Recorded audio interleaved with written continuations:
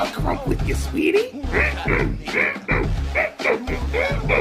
What's going on, y'all? I'm your co-host, DJ. I'm your co-host, Will. And this is Review Anew, the podcast where we typically look back at the filmographers we grew up with as fans and analyze their works as adults. But today we have a special request, a very special request from Tyler Clark. Thank you so much for your request. And if you want to request a song, movie, or album for me to review, you can always hit that Ko-fi link for one-time donations. I should have the link around wherever the heck you are listening to this. And today, the person who requested, Tyler Clark, they requested for us to review RIZE, the 2005 documentary about Crumpin'. Yes. Man. Oh. Yo. Boy. Like, just out the gate, I want to say to you guys, this shit was heavy.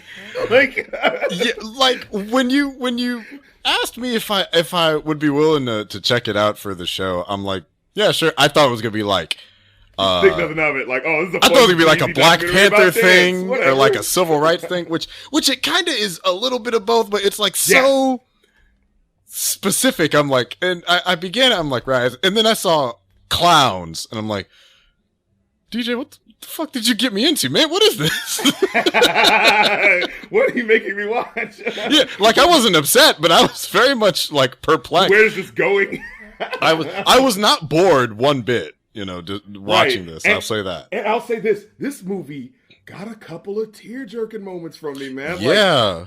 Like maybe 3 or 4 watching, and then I watched it again, and it still made me like well up when it got to certain points. So it was just like, I went into this thinking like, oh, it's just going to be a documentary. We're going to just be learning about the world and it's going to be fun. But there are moments where it so digs into the reality of these, you know what I'm saying, inner city cats out in California's lives that it just like really fucking touches you, man. So yeah, this is the David Lachappelle directed film. Not that David. No relation. Right, it's so weird because they're like prominent at the same time in the late 90s, early 2000s, but they have nothing to do with each other. This would have been around the same time like Chappelle's show was on. So it's a that's really, it would have just been. It would have still been in syndication where it was like, you know how it is, like when the show is on, it goes off, but it's still like people still watch it after the year it's off because Comedy Central still trying to make money off of exactly.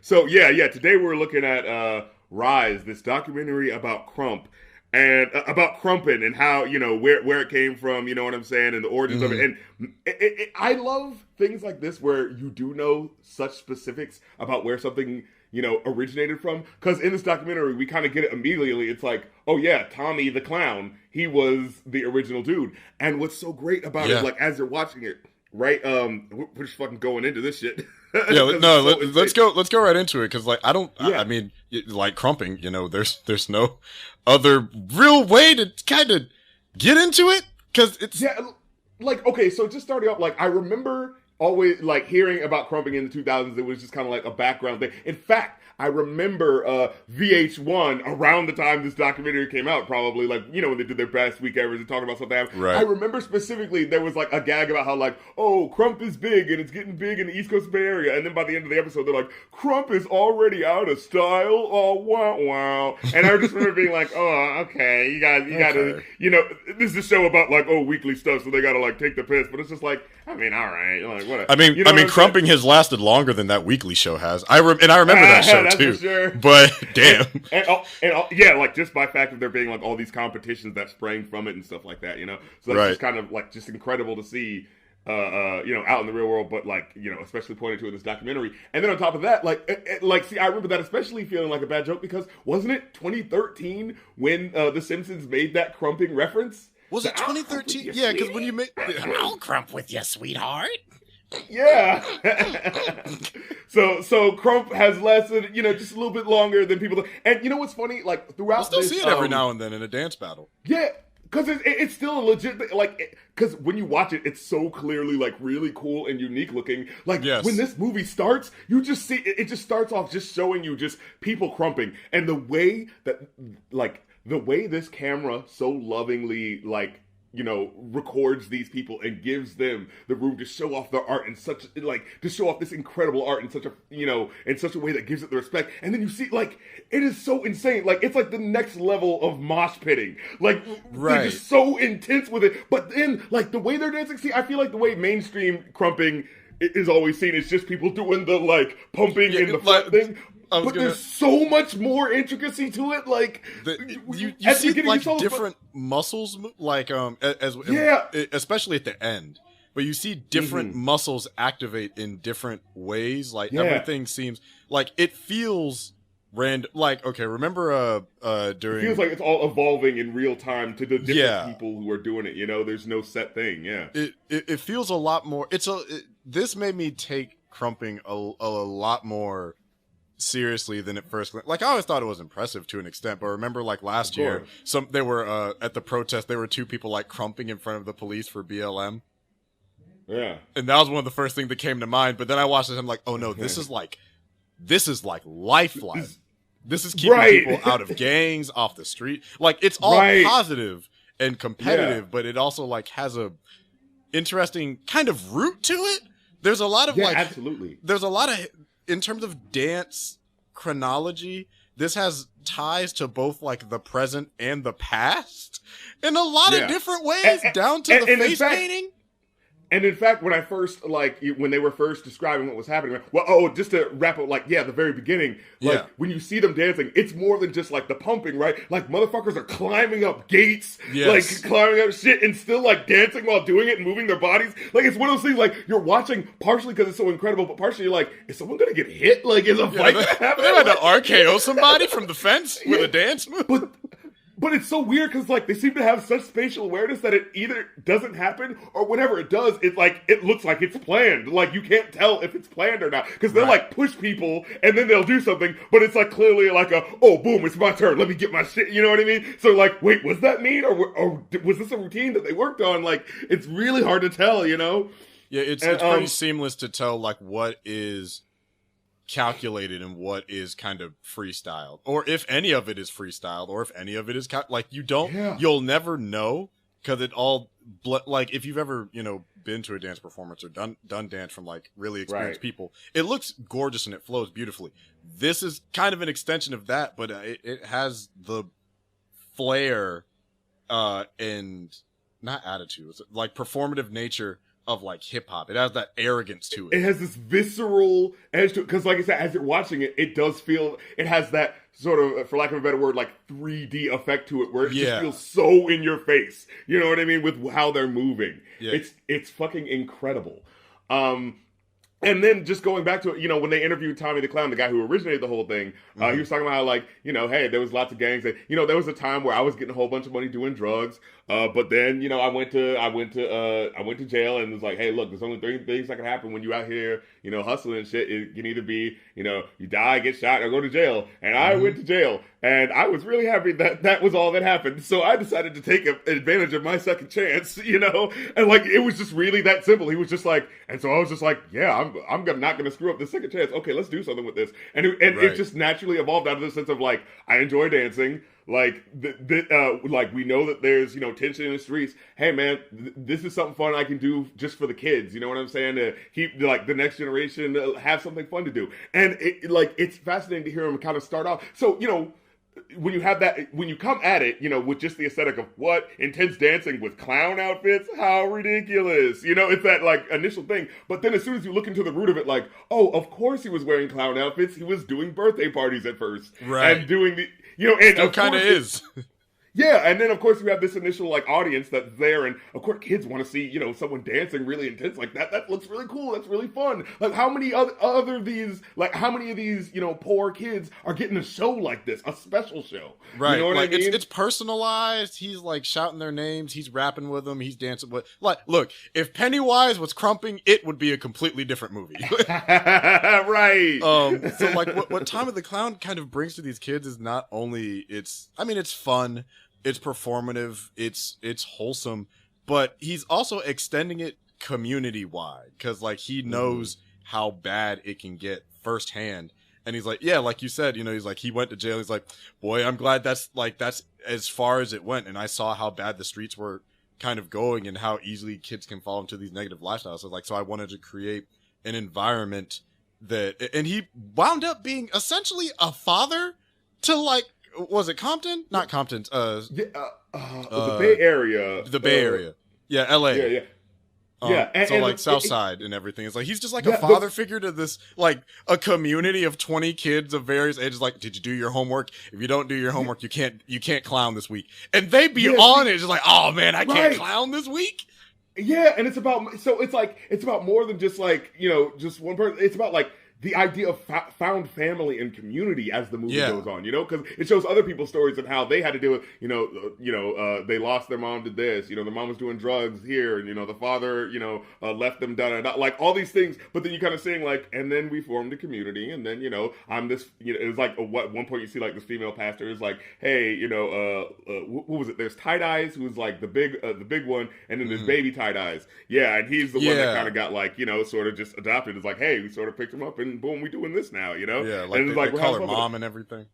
Yeah, and just the fact that it harkens back, like, okay, so, crumping is like, it takes the competitive edge and makes it so real in your face, but when you look at it and take a step back into, like, the history of hip-hop, like, in the 70s when breakdancing was kind of coming up, like, it really is the similar argument that they were making. That it's just like, hey, instead of doing like gang shit, we all know this shit's about competition and being the best. Okay, how about we make it about like dancing and being the best instead? Like, and doing these spin kicks and stuff like that. But what's funny about that is that it's really the proto version, because like, with that one, it's still like the competition. Look how good I am at moving. But then when you move into this, it becomes so much more visceral in how like the movement is.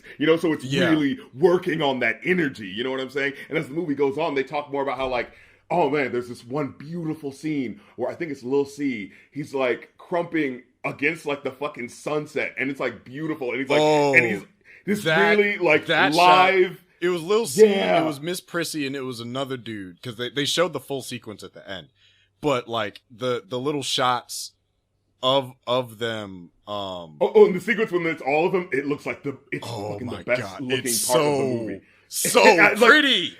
It just really made me go like, can we see the music video that this is from? The long form music video where they just like some fucking long ass Michael Jackson long form video where they're just fucking dancing. I just want to see this uninterrupted for an hour, Because it was just like, it was beautifully shot, lit, angled, and everything. But I mean, like with the part where we're at and talking about history and everything, what kind of blew me away.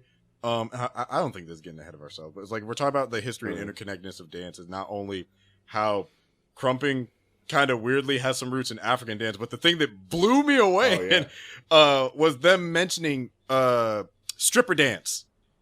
Yeah, at one point, and like they specifically labeled twerking. And what was weird is like watching it from a 2021 lens and looking back at 2005, it like, it was booty popping and shaking and everything, and like hips gyrating. But it weirdly didn't seem nearly as sexual as it does now. Because, like, kids were doing it, guys were doing it, girls were doing it. And I'm like, but it didn't seem like erotic. Didn't feel gendered and sexualized. It didn't feel gendered or sexualized. It just felt like that's just a part of the dance.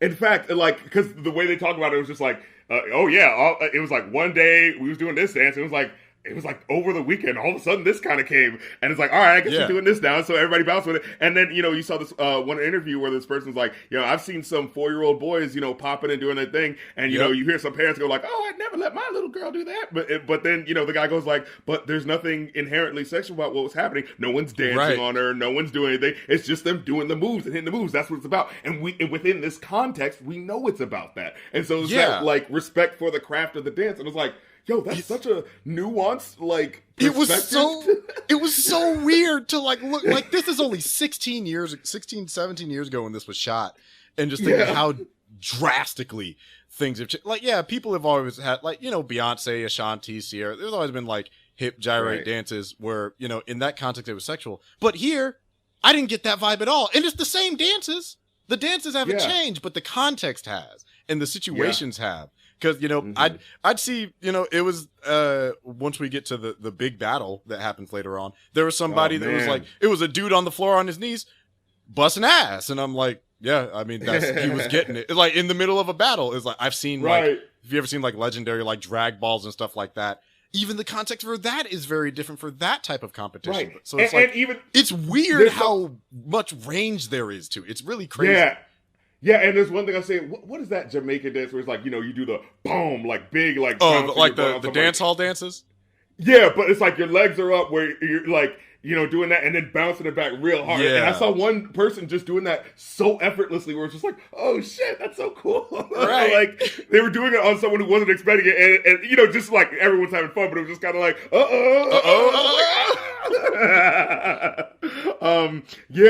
So what was the point? Oh yeah, so going to the very beginning of the movie though, the one issue that I would say is my little, just little niggling issue in the back of my head was how the movie was framed opening up. Now, they did put it in, so like, they showed, Watts riots, 1965, and showing all the destruction, right? And then they showed like the 92 riots, and showing the Rodney King riots, I think. Yes, the Rodney King riot. Now, I feel like the Rodney King riot is, more immediate with what it meant, because as soon as you say Rodney King, like, it's with the understanding that, like, oh yeah, the reason why this specifically popped off was because of inequality, right? But there's just a certain framing, at least around the first one before we got to the second one, where, like, again, I have more context for it directly, right? Where you see the 65 Watts riots, and my brain, had that moment of like, I don't really, like, know why that started, but I feel like if you don't, like, if you are looking at it outside of, a person who is intellectually curious about what black people are going through, especially in 1965, like right before the fucking civil rights passed, right? Like, but if you don't have that context, I feel like the average person who's not paying attention could look at that and be like, oh yeah, well, black people just, look at them destroying their neighborhoods. You know what I'm saying? Like, it doesn't really do a great job at illustrating the context of what those riots framing were about. It. Yeah, that was what it just threw me off a little bit, because it just felt like it allowed for the interpretation of that opening scene to be, and look how in disarray black people are, because, well, and then of course the racist ideology can seep in, right? Maybe they're just like, maybe they're just not as civilized, you know what I mean? But I bet you if you look deep enough into it, it'll be like, oh yeah, some injustice happened, and then they respond, and I wish there would have been at least a line about that, right? No, like, I think that's good. I think that's fair. Because the one line that there was a quote from a white dude, and you know how the news stories at the time will be, where they kind of like glide over certain things. Like literally the quote was, and I made sure I got it down, for the 65 Watts riot, it was like, civil rights leaders were quick to deplore the unrightful lawlessness, and MLK vowed to make sure to do all in his power to make sure the events in Los Angeles didn't happen there or anywhere else again. And it was like, the way that's framed is so slippery and can easily lets oppressive white power off of the hook. Because it's so like, wow, look at this black community burning, but I mean they are just kind of animals, so isn't that just it just like, I know that's not what they were doing, but I just really wish that there was just one extra bit of dialogue like somewhere early to help frame the understanding of like, this isn't just because black people just don't know how to get jobs and they're crazy. It's like, no, shit is happening that allows for the conditions, right? Like the pulling away of like factory jobs and things of that nature. In fact, there was one guy later on, it felt like he was actually about to get into some shit, but it felt like they cut him off right before he really got into it. Because one person was saying, like, it was like, oh yeah, man, I know what they're saying. Like, oh, they look like some thugs, some heathens. They look like, why does it look so like hardcore? And he goes like, no, we're expressing our oppression. And I was like, oh my God, let him speak more. And then they cut it off. I was like, oh, let him speak. Cut his mic on. Speak. but no, I think you make a good point, because unintentionally, because the it's also rather short for a documentary, I'd say. It's like a little, it's like 90 minutes. Yeah. But I see what you're saying about it's like it's easy to misconstrue so you're essentially you're introducing a problem and a solution, but you're not giving the context to what led to the problem in the first place. Essentially, like why is South Central LA so bad? And it's like showing these historical acts of retaliation from black people, some that are a little bit more destructive in comparison to this one that's a little bit more constructive. Not saying what's right or wrong, that's just like the circumstances of it. But it's not telling you explicitly what led, like, it says these are the Rodney King riots. Well, what led to the riots? Right. That led to South Central being, rough how it is. Or because it wasn't just, we heard the news and everyone went crazy. No, it was specifically the verdict that made that happen. Am I wrong? Right. It was a response to civil injustice, but it didn't have just that tiny bit to kind of inform the viewers. Like, now I have some understanding of the Rodney King riots, but not like you said, not everybody does, and that could have been something that they could have added at the beginning. I think that's a fair point. I mean, honestly, the only criticism I would have had didn't really come about until like near the end of it, and it got addressed literally at the end, because I was like, man, I wish we could see more extended sequences of, them battling, and we did it. Well, I guess I do have a minor one that's a yeah, touch of that. the big battle that kind of like okay, I will say this though, the one thing I didn't like is that they showed Asian crumpers at one point during an interview, and then I think like a white they dude, didn't show it like, till the end. That's what I was about to bring up. Yeah, like the Asian crumpers and the one white crumper that they didn't show. He's like, yeah, you know, people like to judge me because I'm white, and they'd be like, oh, he's white, he ain't got no rhythm, but they didn't show him to the last like 10 minutes.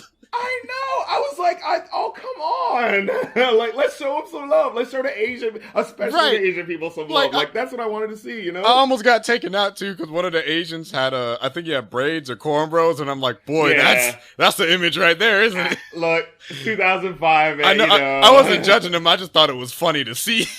Yeah, for sure. Like, I wish I could have seen, like, a black and Asian solidarity shot. Yeah, that would have been cool. Because I'm sure fun battle. Yeah, like a fun battle, and then sort of like at the end, like, oh, it's all good. Like, just something like that, the camaraderie, you know what I mean? Right, it's like, hey, love to see that. Where's Timothy Delgado at a time like this? He used to dance. Indeed. Yeah, but I did like, again, it felt like if you listen to the snippets from the people being interviewed, they are saying things that are alluding to these things. Like one person just straight up says, if you're drowning and all you have is a board, we're reaching for that board. That's what this is for us. And it's like, that's what one person said. He was like, there are neighborhoods, smaller inner city neighborhoods where they have little things like maybe ballet and dance, and music, little after school programs. But what do you do to the neighborhoods who don't have that?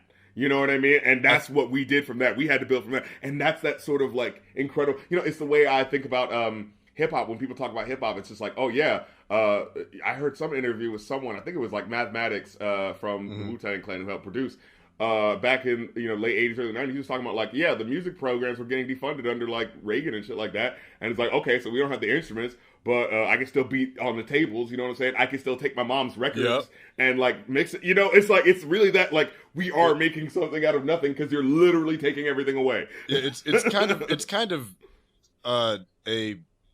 a dark optimism of how many times that like creativity has been spurned from the black community, essentially having to make $1 out of 15 cents. Like taking what little we have and using it for good. Like, where you're in a situation surrounded by drugs and gang violence as a result of like systemic issues and probably like over policing of and over criminalization of neighborhoods and lack of access to resources. All you really have is your body, and we're like, if we got a body, we can dance. If we got a body, we can make a beat. If we can make a beat, beautiful. We can dance. Like it's beautiful, but it's also tragic that it has to like hit that point that like this, because I think what was interesting is there's a part where it was just an extended sequence of just showing them dancing, but it was like contrasted, showing different African countries dancing with their facial makeup and their traditional. I really like that. Yeah, I did too. Because when you hear the music, it really does look like their movement just fits with that music. Even though for the first 20 minutes we've just been hearing hip hop, and that just felt like the context. But then it just got recontextualized just through hearing those African percussions, and it's just like because it cuts between clips of like African dancers maybe doing exhibition matches, dancing, putting on makeup, and it cuts between them too, and it's just like. Yeah, I really am. It doesn't feel like there's much of a difference.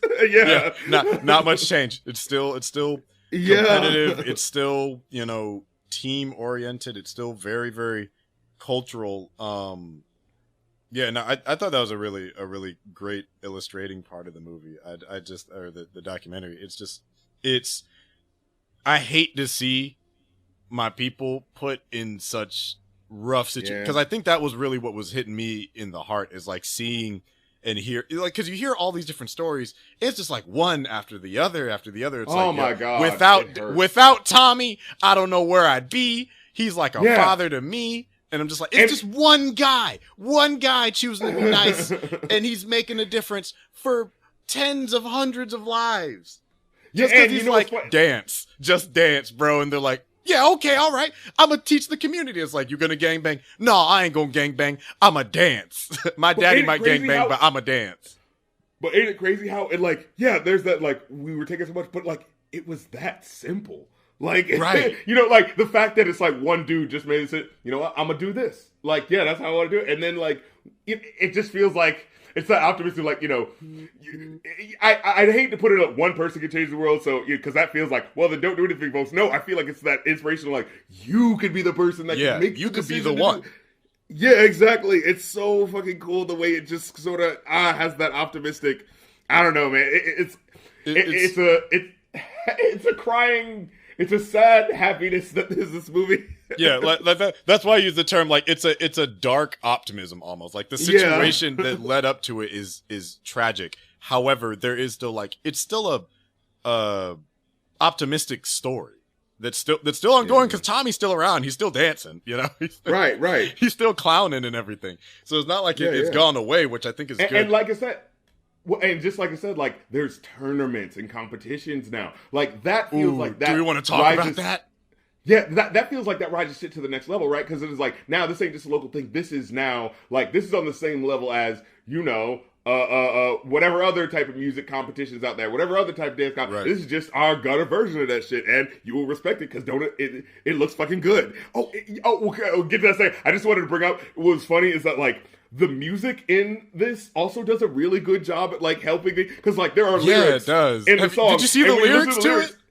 Yeah, it really feel good. Like that's like part of the story too, because they're just talking about, like, yeah, man, this shit came up. Like, it doesn't feel like it's just a rap song that happens to be kind of hypey. No, it feels like somebody asked them to write about, like, fucking our movement and be like, okay, well, this is what it's about. And they keep bringing up, I noticed, because they would give say like, hey, y'all think it's a fad, but that's all right. Y'all can go ahead if y'all want to. We just gonna keep doing this. It's like, I love that. I love the way that they look at it. Right? You know, there's no one who's going like, it was thematically focused. It was competitive, but it also kind of told a narrative. It's like what you know about growing up in the streets in jail, raised in hell. Right. You know, had to get out on bail, but here we go with the dance. I'm like, whoa, wait. He's saying, let him spit.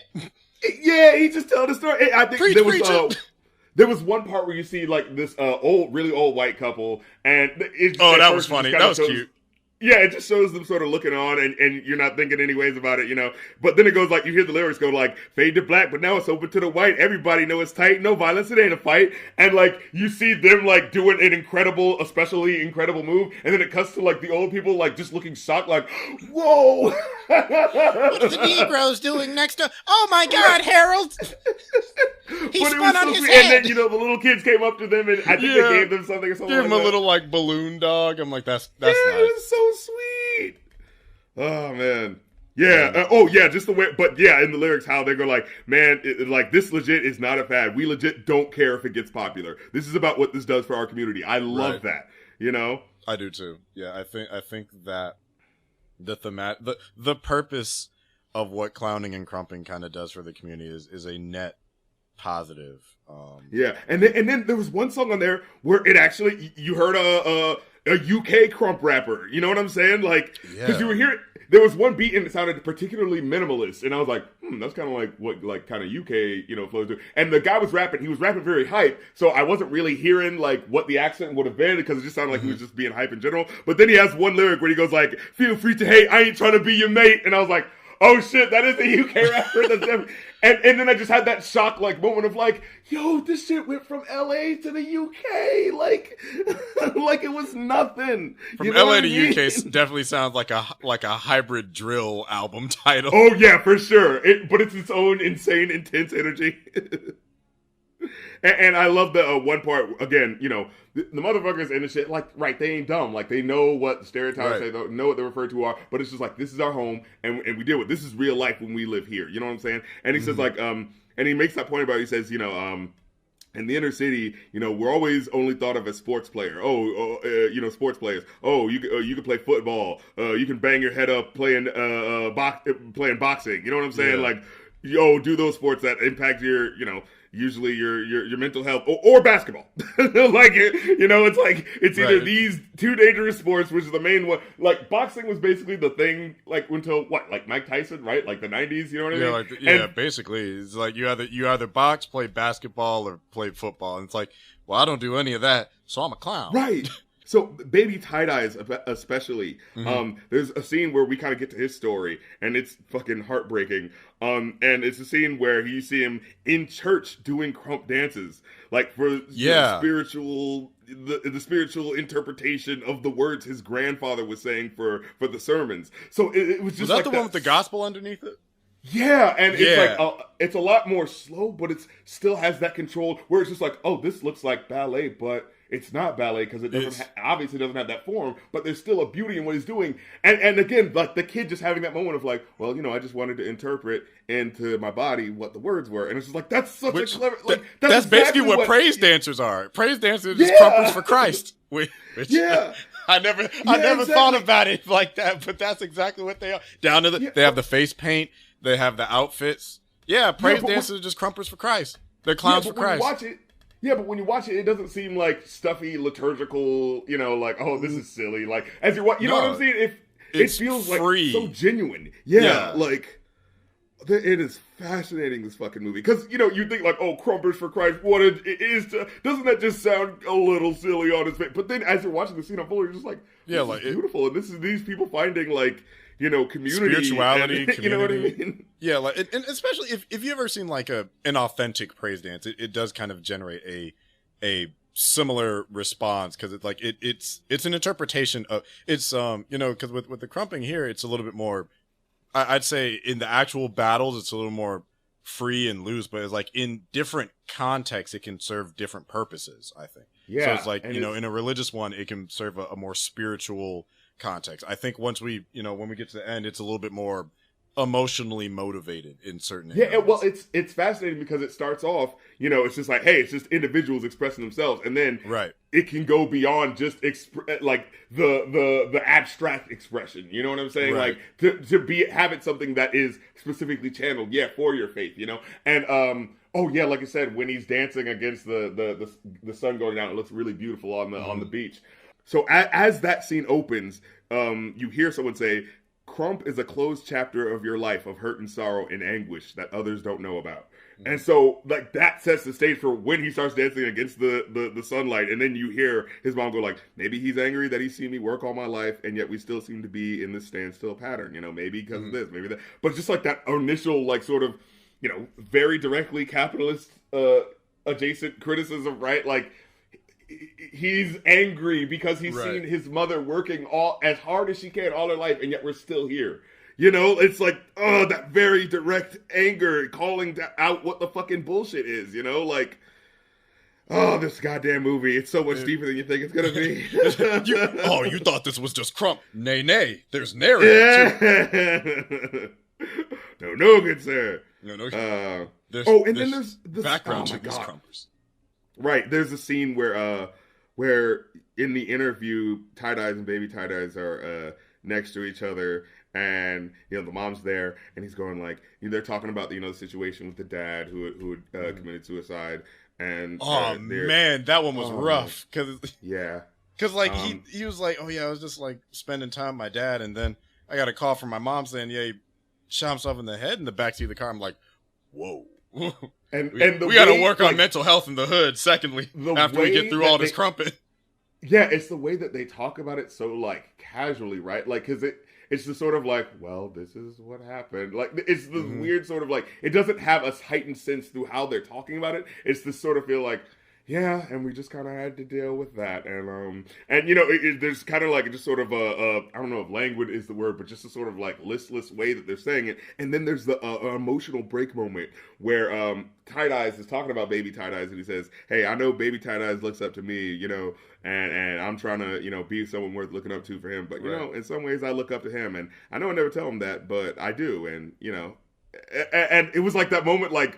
Where Baby Tie-Dyes, like, he looks kind of like he's joking, like, what, you look up to me? But then it's like, he kind of, like, takes his hat and kind of covers his face, like, oh, and, like, he's gonna cry, and it's just like, oh, my God. Like, it was just such a beautifully, like, moment of just, like, my sensei respects me, right. Like,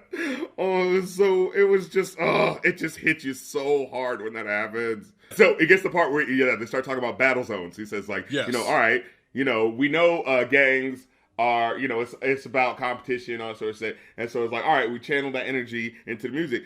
Say everybody wants to be number one, somebody wants to be number two, and someone wants to just be noticed. You know what I'm saying? Mm-hmm. So like, all right, I thought he like basically, and he all but admits it. He just goes like, I just brought back dance battling, with makeup, like, which he did, but they were good battles, and they were and that's when we they kind of don't got feel. into. Was this when we started to get into kind of the not so much turf wars, but like the clowning versus crumping whole deal? Yes, yeah, and it is funny, seeing that distinction, like, this is the original style, and these are the people who have, like, mutated from it, have made it their own thing, and it's one of those things where, like, you're watching, and of course you're seeing the differences, but it's like, every time after a take, like, they're always kind of laughing when they say, like, oh man, so-and-so thinks they got on stuff, and there's still the respect, right? Like, all the guys say, like, we gotta stop for Tommy, no doubt, and it's like, but you get bored after a while, and we did some new stuff with it. It's like, that's just how it kind of went, And so it's like that mutual respect, but they're still kind of like, but our style's the best. You know what I mean? Like, right. I love that balance and just the beauty of that true balance there, where it doesn't feel like they actually are at each other's throats.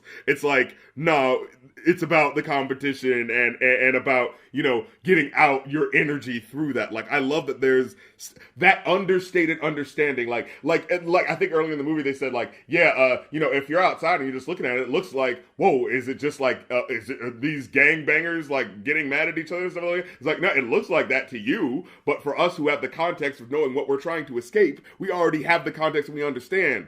You know what I mean? It's so crazy, yeah. And then, okay, so let's get to the dance battle. Yeah. Because, like I said, that's where big battle. What was it called? Was it the Battle of Great West Forum battle? I believe so. Yeah, the Forum. The battle at the Forum. Yeah, the battle at the Great West Forum, and he like says it like very. He's like sitting on. It's like, I think it's like in black and white, and he's like sitting on his bed and has like this leopard skin thing, so it looks like especially like he looks like he's the big bad villain, in the video game. Like they can take me. Let's take it to the forum. Yeah, but then like after that take, like you can tell he just busts out laughing and everyone's laughing because like, dude, we're having a good time. It's not serious, Like I love that. But yeah, so they do the competition, and it shows you like the big competition. Everyone's coming in. He's dressed like to the nines, but like as the clown. As much as Tommy the clown can be dressed to the nines. Right, he's got this big spray painted American flag white shirt that he's got that looks so like it's such an iconic look. Like he's got the typical clown fro, but with the white face and what do you call it? Red balloons on his face. And the American flag. It's just such a specific look, that feels like this could have been the poster. Can we talk about the because I know they showed a lot of different segments of different parts of the battles before they started really counting points. But the battle with the girls, with Miss Prissy and the other girl. Oh yeah. Yo, I think that was the only one they showed like 100%. That was like intense because it was going back and forth like tennis. I was like, it's like, oh, she popping that. Oh, she doing that. Oh, she, like, I think the other girl dropped into a split at one point and the crowd went crazy. And just like, she was like splashing her with water. I'm just like, yo, this is. Yeah, if anything, watch this whole scene right here. Right. It was like, I'm like, I felt, because you could feel the like competitive energy. Because it wasn't like, oh, it's two women getting sexy. No, it was not that. This was muscles moving. This was maneuvers. This was dissing. Like, if you ever seen like a b-boy battle, this was the crump equivalent of that. Sure. It was intense. Yeah, and they'll have time. Like, it so looks disorganized. So like, you'll have like, it's just like you can sometimes barely even tell who's on what team because people are just moving around the stage, going like, oh, that's insane, oh, or like doing little assists, or like they'll jump off of, like they'll use some of the background of like the actual stage to do something. So it just really feels like you're just like, is this planned? What are they doing? Like it has so much like just bubbling and crackling with that live energy that you want from a show. You know what I mean? Like. And it really is like a show, like it's a fantastic performance. Like I think the whole auditorium was packed, or at least the floor was like that. Yeah, I didn't see an empty chair. I didn't either. I like people were standing up, going wild, cheering with all the back and forth. Like when they started counting the points, seeing all the crazy moves. One of them I have seen before though. It was, I don't know if you remember this, in one of the battles, the dude went up on one knee and popped the other knee up like he was pissing on him like a dog. Yes. I don't know why that move always stays in my mind whenever I see it. I'm like, why is that always fun? Because like a specific type of disrespect. Right. It's just like, this is kind of, it is kind of the climax of the piece, because it's weird how it's structured, because it more so, it gives a history of like the community and like Tommy, and it loosely introduces you to dances and different members of like the clown crew and some of the crump crew, but it doesn't really set it up as like the team battle is a focus, despite it being kind of the climax of the film. Yeah, there's like a really sense, long denouement where it becomes like, goes into like Tommy's life a little bit more, and then it just kind of again just spreads out and goes to just bring up these other people. Again, I feel like there's a bit of a like where I want to praise like the structure. Maybe they were doing something. It did kind of feel like it petered out as it got to the end. You know what I mean? Yeah, because like I think that the thing is if I guess if we're talking about like criticism before we get to the fallout from the climax of the battle, I guess that's probably what maybe the main issue is that some of the elements aren't well like connected in terms of setup. Like I can see how you like it gives you the middle and the afterwards, but it doesn't really build up. So like you were talking about at the beginning, it doesn't really set up the context for why the community got so bad, or for the like if the battle was supposed to be the big moment leading to the fallout, just by coincidence, because it is a documentary. You can't like plan for. Yes, that's the thing about it is too, right? Because it's like it is a documentary. Like you are doing it. Like there's no script. It's just like whatever happens. Yeah, it's just like life. We're filming it. You know, and it's around that Michael Moore era, right? This is 2005, so like. This was the era of documentaries with personality, right? Where it really is about like, really giving you a slice of life. And hey, maybe I'm actually talking to the camera about what's happening. It's not just a anodyne, just a antiseptic sort of thing. Like this is real life for these documentaries, So like this kind of hits that in this hip hop bend to it that I love so much. Like as someone who used to really like those, Michael Moore documentaries, right? Mm-hmm. And, but yeah, if we've all but said everything, let's get to what happens. That was pretty much it. It's just like some of the elements aren't weaved into setting up other things. But I think it's still effective. It's still effective. It feels like it feels like what happens is if this was a mini series, it would have been really cool. Where it was like could have gone more into these individuals' life, because it felt like at the end it was like, oh, and let's not forget these people. Well, yeah, it's like let's throw them in. But yeah, so the big battle happens. The clowns win, don't they? Yeah, the clowns win. But before the competition even happens, he says, like, look, man, I love this competition, but like, no matter who wins, if I win, they win, like, hey, man, it's not going to make a big deal out of it. The point is that we're having fun. And he keeps to his word. Like, when he wins, it's like they enjoy it and have a good time, but they don't rub it in their faces. It's just kind of like, all right, boom, we got it. Like, yo, I enjoy that, and let's go. You know what I'm saying? Yeah, it never feels rude. Yeah, it always feels like there's sportsmanship, And so you see him like as you see everyone like slowly moving out, and you see him just kind of like picking up a bag, a box of his stuff, and he's just kind of like walking, and you just kind of seeing that sort of like the afterwards like, all right, this is what we do, it's time to break the set, you know what I mean? Yep. And then it cuts to black, and you hear a phone call, and it's just like all of a sudden you see Tommy just like bowled over, just kind of like on his knees, just like down. Crying. Yeah, and he's just like, no, and you're just like, what's going on? And it turns out that his house had gotten broken into while the competition was happening. Yep. And a whole bunch of like they trashed his place and someone stole a whole bunch of stuff.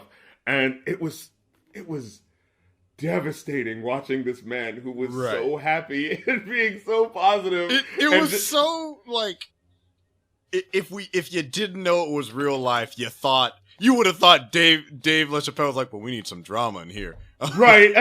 Like, there's no way. Somebody robbed this good person. Like, right. And it's like, how could they? Like, he's so nice. It really is like watching a movie, you're like, and then all of a sudden, like, someone does something, like, it's like in a movie about Elmo or a Sesame Street character, and then someone, like, does something mean to the Elmo, character, like, he rubs his face, his ice cream, you're like, whoa, why would you do that to him? Like in the shortest way, you robbed a clown.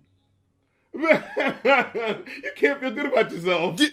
There's no like there's some low shit, like punching a Girl Scout is clown. This is punching a Girl Scout bad. You robbed a clown, and not just a clown that taught kids how to dance, like poor, down bad kids, and that was encouraging them to like go to school, be a good person, participate in their community. Stay off of drugs and get like. Not only did you rob a clown, you robbed a wholesome clown, right? That everybody liked. No one had a bad thing to say about Tommy. Yeah, you kept waiting right for that moment where it's just like, oh, but there's gonna be like with all documentaries, right? Like, hey, no one's like perfect, right? Yeah, like, no, this is a solid dude. Yeah, like I was so scared because it was. I'm sorry, I hate to say it. I was so worried that it was a grown Black man who was interacting with a bunch of kids. I'm like, oh, please don't let this be going where I think it's gonna go. Like, he kills kids or something like that, or or something worse. Is like, no, he's just nice. And it's like, oh, it's like, so somebody robbed a literal good person clown. Someone robbed someone who was even better than I thought he was. Yeah, who was like, probably at some point had other kids in his house, had a community center and shit. Right. So his house got broken into the competition. So it's almost like Icarus. He was at his height and then immediately fell. Like I think luckily no one was hurt, which is yeah. But it's good. Just kind of like when anyone gets there, like it's an uneasy feeling, right? Like, well, what does this mean? Something? Are they coming back? Like you're automatically just you know what I'm saying? Like it doesn't have to be like someone getting shot for it to still feel like, oh my god, I'm not on solid ground right now, But yeah, and it was so like disheartening. You see him like sitting on the couch, just like deflated, and you see the little girl come out and take his hat off and turn it around. It's like, and see, there you go, and now you're feeling better. Right. And it was just such a silly little the blind optimism like, of children. I can't cry in front of these kids, yeah. It was. It's like again, like it was that like you when you see it, the initial sort of moment happen, you see that how in real life when you see someone like cry, they don't just bawl out, right? Like they're like trying to keep it together, and it's just like it's always, and it's like you can see how he's like can't articulate his thoughts. He's just like it's always people doing stuff, man. Like it's just like it was just so like and even the community just wanted to give the man a hug. Yeah, the community seemed hurt by it too. Because it's exactly what you and him had said. It's just like you try to do something nice for people. He's teaching children to dance. Yeah, but the issue is it's like, hey man, there's people that are just kind of on that shit sometimes. And what sucks is that it like the way the documentary could have done better care to, like we said earlier, like make it clear, like, hey, like why this oppression is happening, right? Like that it is an oppression that's based on that, and that's what causes these things to happen. But you can't. You still have to account for personal responsibility, right? The motherfucker still made the decision to go into the house. They could have just said no and not done that, right? So you could have easily not robbed the local kind clown, right? Like, but it was just. I'm going to say it to reinforce how freaking asinine it is. Of course, yeah. And it's like, but it was just someone who was an opportunist. And they were like, competition happening, he's not going to be there. Boom, let's ransack his shit.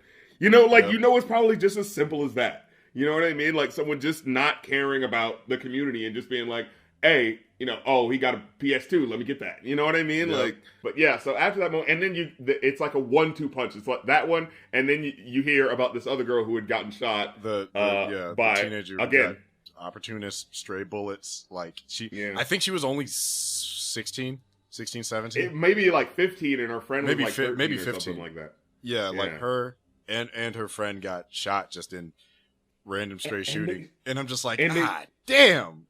Yeah, and they showed her dancing, and she was good. Like, she was like bending over herself, where you see like the legs go over. It was like, yes. Oh my god.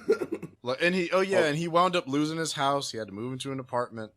Yeah, and they were being optimistic. It was like all the while it was happening, his friends was like, "Hey man, maybe that's just your sign that you need to get up out of here. Maybe that is a sign that it's just like immediately that sort of like, let's think positive.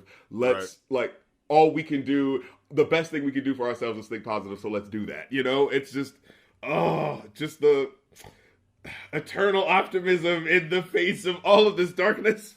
Right, and to think that a lot of these communities are still like this, and the fact that he's still, as far as I can tell, still doing. Yeah, it's like this documentary came out, and anyway, life just kept going. They just did their thing. Yeah, and it's just like, hey, it slow him down, but it doesn't stop him from trying to do a good thing. And honestly, watching this kind of made me go like, I honestly don't want to see what the exact update is, because I just want to go like, you know what happened? He did get his mansion. Everyone, some billionaire backer out there saw this documentary and was like, you know what, bro? I got you. And funded the whole community, and everything was good. Nothing bad ever happened again. And he continued to be nice and teach children with to this day. Let him teach the children. But yeah. Did you have any other part you wanted to bring up? The last bit. So I had mentioned earlier that one of my initial, I guess, kind of on off things was I kind of wanted to see more of the dancing in the battles. And then that was just like the last 15 minutes was straight intercut shots of different, and that's when they brought the Asians and the one white guy in. Right. But like people of all shades, shapes, sizes. We got that beautiful one in the that L.A. Creek. It was Miss Prissy, Lil C, and the other. Oh my God!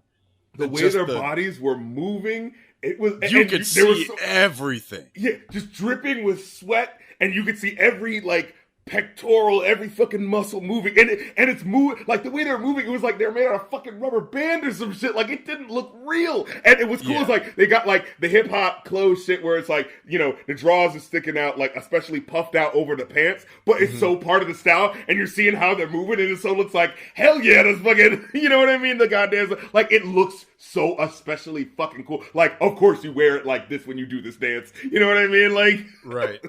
It was so goddamn just iconic looking, and just seeing them dancing and just like again, before you see scenes where like people are dancing and like you see the anger and you see the frustration, but then seeing like the dancing and it's all like happy and they're just doing the different moves. It's just like it's just eye candy. Like I just want to watch these people move forever. Yeah, because like the lighting, the way it was shot, they're alarmingly. I thought it was from a music video. Yeah. Yeah, like they're surprisingly like toned and oiled bodies. Like very oiled. It was very very shiny oiled, like just abs, biceps, and everything. I'm just like, boy, this is a lot. But it was kind of like it was kind of like the black version of showing the Grecian sculpted bodies but in motion. It was. That's the exactly what it was like. It was like Grecian sculpturesque. Except Compton, but LA. But hey, ain't that what's beautiful about it? Yeah, it's just like It's like we're beautiful too. God damn it, we are, and it was, but it was just raw energy. Yeah, like it was poetry in motion. Like it's like watching, like catching a lightning bolt as it arcs before it strikes the ground. Right. Like, have you ever seen that footage slowed down? That's what it was like. Your mind, it just feels like your mind is perpetually having that moment of like, how did they know to do that part? How did they know to move that? How did they know that was going to be behind them? Like... Because like in comparison to B-Boy, it seems like crumping almost seems like easy to learn, hard to master. Oh yeah, it definitely looks like, oh yeah, there's basic moves you can do, but if you want to stick out and matter, you come up with your own stuff. Like that's really what it is. Or if you want to battle or like be creative. Like I think somebody did a flip and landed on their back, and I'm like, whoa, Jesus. Yeah, man. I think there was one like little kid who did like a split that was so straight. I was just like, your jaw will drop.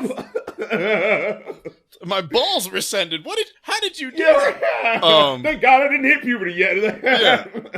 I think one of the girls was like, crumping, and she opened like her shirt like the Hulk. I'm like, oh Jesus, she's strong. Okay, right. It's like, yo, cotton not supposed to rip like that, ma'am. Right. Oh my God, this is movie, like in the heat of the moment and like strategically throwing it at the person. I'm like, oh, okay. Right. This movie is so filled with like the full range of human emotion as you're watching it, right? Yeah. Like joy, sorrow, anger, you know. Yeah. You feel how it do you all describe RIZE? The entire emotional spectrum in one film. of the human condition. Yes.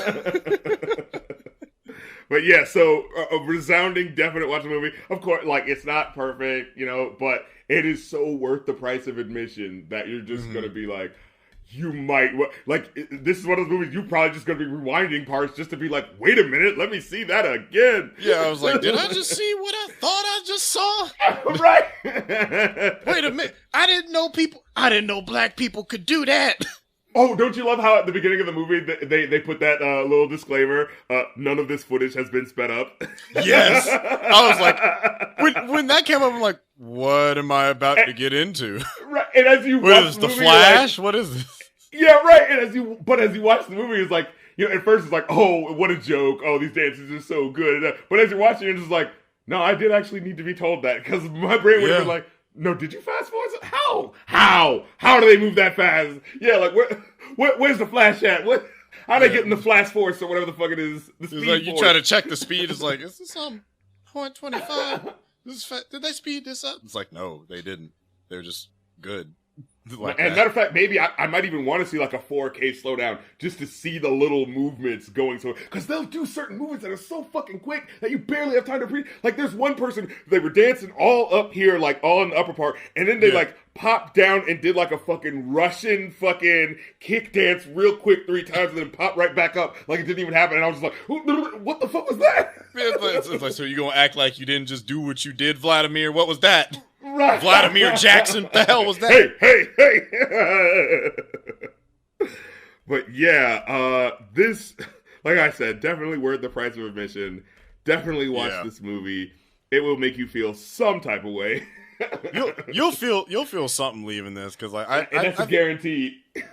Yeah, I think at the end of it, I wound up just feeling, I don't know, just like weirdly kind of hopeful for these kids. Well, I guess they're grown now since it's been 16 years, but yeah, it is kind of like, is there gonna be the RIZE too? that's my thing. I'm just like, so where would you continue this? RIZE again. Rise again. Rise up. Rise again. Yeah. RIZE, the final battle. RIZE, world tour, whatever the hell. Because like, I just did a quick Google glance. Yeah, Tommy's still clowning. He has an Instagram. Yeah, and I looked up, I was looking up, you know, because, you know, stuff can peter out. It happens. So I was like, hey, are there still competitions happening? And I was like, oh, yeah, there was a competition, like, year before last. I was like, oh, okay, so they're just still doing this. It's just happening. Like, and it's like, it makes me feel like, good, please let this continue. This needs to keep happening. And poo-poo on all those motherfuckers who were like, Crumpin, he's just clown. Like, after this movie, you really fucking go to bat for these people. Yep. It's they're all doing what they're good at. Yeah. They're and all, thank God, because thank society, God. You know, society told them that, oh, no, there's just nothing for you. So I guess, I don't know, do whatever you want. I guess you're crime. I don't know. If you can't find a way, you gotta make a way. Yep. And they fucking made a way. So if there's nothing else we gotta talk about, let's wrap this puppy up. Yeah. Because I can't think. I gotta go, like, I don't know. Contemplate the greatness of life and all of its iniquities and mysteries or something. I have to go figure out how to crump myself to a 6-pack. Look, see, but I'm so afraid of looking like a fool. Like, nah, man, you can't. Like, it's like we're really having fun. We're having touch, but your ass better not be whack. Look, we're not. Oh playing. no, I was telling somebody the other day that I'm just like, I love black people, but we're the most ruthless critics. Like, if you are bad, you will know. Do not fail at the Apollo. Do not fail at Def Jam. Right. I would not want to fail at a crump battle. Like, I try to do a jump, trip over my shoelaces. Boo. Take his your shoes. feelings gonna be hurt. Take his shoes. Take his face paint. They splash you with water, all your paint melt off. You don't deserve this paint. They start wiping you with rags. Like, no, no. You not are my crump identity. Yeah, you are unbefitting of a clown. Yeah, I mean, but that was a legitimate threat. It said, hey, if you don't do your homework or you start messing around with gangs, you can't dance with us no more. It's like, what?